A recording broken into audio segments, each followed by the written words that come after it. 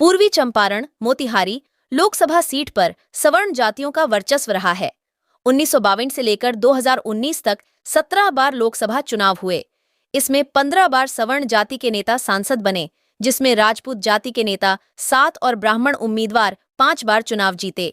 वहीं भूमिहार प्रत्याशी की जीत 3 बार हुई है। पूर्वी चंपारण सीट से सिर्फ प्रभावती गुप्ता 1984 में तो रमा देवी 1998 में गैर सवर्ण सांसद बनने वालों में शामिल हैं। प्रभावती गुप्ता और रमा देवी वैश्य समाज से हैं। पूर्वी चंपारण कांग्रेस का गढ़ हुआ करता था, लेकिन बीजेपी की सीट बनाने में राजपूत जाति से आने वाले राधा मोहन सिंह 6 बार यहां से सांसद रहे हैं। 2009 से 2019 तक वो हैट्रिक लगा चुके हैं। हालांकि उम्र का हवाला देते हुए इस बार उन्होंने चुनाव लड़ने से मना कर दिया है। पहली बार मोतिहारी लोकसभा सीट पर 1952 में चुनाव हुआ था। इसमें कांग्रेस की टिकट पर विभूति मिश्र चुनाव जीतकर संसद भवन पहुंचे थे। इसके बाद लगातार 5 बार सांसद का चुनाव जीते। 1952 से लेकर 1971 तक वे यहां से सांसद रहे। 1977 के चुनाव में जनता पार्टी ने कांग्रेस के विजयी रथ को रोक दिया। यहां से चुनाव लड़े ठाकुर रमापति सिंह ने जनता पार्टी से जीत दर्ज की। हालांकि 1980 में हुए चुनाव में रमापति सिंह को सीपीआई के कमला मिश्र मधुकर ने हराकर वाम दल का झंडा लहरा दिया। मधुकर ने हराकर वाम दल का झंडा लहरा दिया। लेकिन 1984 के लोकसभा चुनाव में एक बार फिर से कांग्रेस ने वापसी की। प्रभावती गुप्ता कमला मिश्र मधुकर को हराने में सफल रही। फिर से कांग्रेस के प्रत्याशी की जीत हुई। 379 के लोकसभा चुनाव में बीजेपी के राधा मोहन सिंह की एंट्री हुई। आज तक हल नहीं हो पाया। जिले के कई लोगों का कहना है कि पिछली बार 2019 में पूर्वी चंपारण की जनता ने स्थानीय मुद्दों को अनदेखा कर वोट किया था। 2019 के चुनाव में प्रधानमंत्री उम्मीदवार के तौर पर नरेंद्र मोदी की दमदार छवि को ध्यान में रखकर लोगों ने वोटिंग की और सर्जिकल स्ट्राइक, राष्ट्रवाद और आतंकवाद जैसे राष्ट्रीय महत्व के मुद्दों पर वोटिंग ने राधा मोहन सिंह को फायदा पहुंचाया था। लेकिन इस बार कई मुद्दे राधा मोहन सिंह के लिए गले की हड्डी बन सकते हैं। अब सवाल उठता है कि क्या बीजेपी इस बार राधा मोहन सिंह को चुनाव में टिकट देगी या नहीं। इस सवाल का जवाब आप कुछ ऐसे समझने की कोशिश कर सकते हैं। बीजेपी को करीब से जानने वाले बताते हैं कि पार्टी इस बार उम्र का खास ख्याल रखने वाली है और ऐसे में मौजूदा सांसद जिनका जन्म 1955 के बाद हुआ है, उन्हें 2024 में लोकसभा का टिकट दिया जाएगा। यानी 70 प्लस के नेताओं को टिकट नहीं दिया जाएगा। अगर यह नियम लागू हुआ तो बिहार के बीजेपी के कद्दावर नेता राधा मोहन सिंह का टिकट कट जाएगा। मोतिहारी मेयर के चुनाव में मिली हार भी बनेगी बड़ी वजह। बताया जा रहा है कि मोतिहारी नगर निकाय चुनाव में बीजेपी विधायक पवन जायसवाल का डंका बजा था, जिसकी वजह से मोतिहारी में एक नए गुणा भाग की शुरुआत हो गई थी।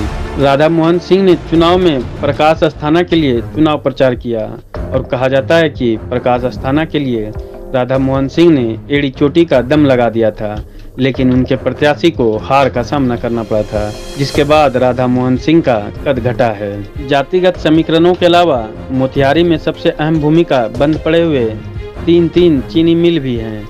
2014 में प्रधानमंत्री मोदी ने यहां चुनावी सभा में कहा था कि अगले चुनाव में यहां आऊंगा तो यहां की चीनी मिल में बनी चीनी की चाय पी कर जाऊंगा। चीनी मिल तो शुरू नहीं हुए और एक चीनी मिल का जमीन खरीदने का आरोप भी राधा मोहन सिंह के करीबियों पर लग रहा है। बिहार को ऊपर वाले ने अभूतपूर्व प्राकृतिक सुंदरता के भंडार से नवाजा है। बावजूद इसके यहाँ विकास की गति काफी धीमी है। पूर्वी चंपारण भी इससे अछूता नहीं है। यहाँ के किसान आज भी बुनियादी जरूरतों के लिए संघर्ष कर रहे हैं, वहीं युवा रोजगार के लिए तरस रहा है। मजबूती तब होगा जब आप अकेले यहाँ पर मजबूत होंगे। आप अकेले मजबूत तभी होंगे जब आप ये केंद्रीय सरकार का दिया हुआ प्रकल्प को सही तरीके से इस्तेमाल कर पाएंगे। देश में जितने सारे ये बेकार लोग जो है, जितने सारे बेकार लोग हैं, ये जितना घटेगा उतना ही देश विकसित होगा। और ये देश में बेकार लोगों को घटाने के लिए हमारे युवा समाज को 25 लाख के आसपास ये 9 सालों में 25 लाख से ज्यादा नौकरी विभिन्न प्रांतों में मिले हैं। ये एक बहुत बड़ा आकलन है हमारे माननीय प्रधानमंत्री जी का। लेकिन सवाल उठता है कि अगर पार्टी राधा मोहन सिंह को टिकट नहीं देती है तो किसे 2024 में उम्मीदवार बनाया जाएगा। तो इसमें सबसे पहला नाम मोतिहारी विधानसभा सीट के मौजूदा विधायक और बिहार के पूर्व मंत्री रहे प्रमोद कुमार को मोतिहारी से पार्टी उतार सकती है। वहीं पवन जायसवाल का भी नाम चर्चा में है, जो उन्होंने राधा मोहन सिंह के खिलाफ अपनी मजबूत पकड़ को दर्शाकर ये साबित भी किया है। इस लोकसभा क्षेत्र में वोटरों की कुल संख्या 16 लाख से ज्यादा है। इसमें 9 लाख के करीब पुरुष मतदाता हैं और 7 लाख से ज्यादा महिला मतदाता हैं।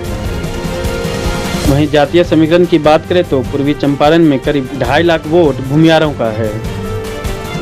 वहीं इलाके में 1,65,000 के करीब राजपूत हैं। यादव और मुस्लिम वोट कुल मिलाकर 4 लाख से ज्यादा हैं। वहीं 4 लाख के करीब वैश्य वोटर भी हैं। इंदिरा गांधी का परिवार, मुलायम सिंह का परिवार, लालू यादव का परिवार, ये परिवार मजबूत हुए और चीन ने सीमा और सेना को। लेकिन 9 साल पहले जब नरेंद्र मोदी आया है, इसने भी सीमा पर सड़कों का जाल दिखाया है। अब हमारे घर के नौजवान 100 किलोमीटर अपना राशन पानी लेकर पैदल नहीं जाते। अब अधराकूट हथियार दिए गए हैं और उधर से गोली चलती है तो इधर से गोला चलाने का काम होता है। कुशवाहा का वोट लगभग 2.25 लाख है, जो चुनाव में जीत हार का फैसला करने के लिए अहम भूमिका निभाते रहे हैं। हालांकि ऐसा नहीं है कि पूर्वी चंपारण के लोकसभा में काम नहीं हुए हैं। राधा मोहन सिंह के कार्यकाल में रेलवे स्टेशन का सौंदर्यीकरण, रेलवे लाइन का विद्युतीकरण, पिपरा कोठी को कृषि के तीर्थ स्थल के रूप में विकसित करना, कोटवा में मदर डेयरी प्लांट की स्थापना, हरसिद्धि में गैस बॉलिंग प्लांट की स्थापना हुई है। लेकिन जितने कार्य होने चाहिए थे उतने कार्य इलाके में नहीं हो पाए।